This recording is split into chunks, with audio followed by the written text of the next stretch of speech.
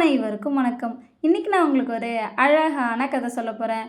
ஒரு குட்டி பாப்பா விடுமுறை நாட்களில் கிராமத்தில் இருக்கிற பாட்டி வீட்டுக்கு வந்தாலாம். தினமும் விளையாட போகும்போது மரத்தடியில் கிடக்கிற வேப்பங்கொட்டைகளை சேகரித்து வந்து மஞ்சள் பையில் போட்டு வச்சாலாம்.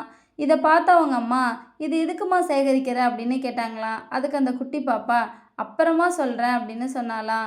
உடனே அவங்க அப்பா, இலைகள் குச்சிகளை வச்சு விதவிதமாக கிராஃப்ட் செய்வாள்ல, அந்த மாதிரி எதுக்காவது இருக்கும் அப்படின்னு சொன்னாராம். அதுக்கு அவ பதிலே சொல்லாமல் சிரிச்சாலாம். ஒரு வாரம் கழித்து சென்னைக்கு கிளம்புனாங்களாம். அந்த குட்டி பாப்பா அவங்க அப்பா கிட்ட, அப்பா, சென்னைக்கு பக்கத்தில் போனதும் நான் சொல்கிற இடத்துல நீங்கள் காரை நிறுத்தணும். அங்கெல்லாம் ரோடு ஓரமாக நான் அந்த வேப்பங்கொட்டைகளை போட போகிறேன். 100 போட்டால் 10ஆவது முளைக்கும்ல.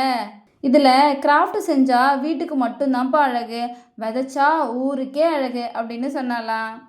அந்த குட்டி பாப்பாவோட அப்பாவும் அம்மாவும் அவளை நினச்சி ரொம்ப சந்தோஷப்பட்டு அவளை கட்டி பிடிச்சிக்கிட்டாங்களாம்.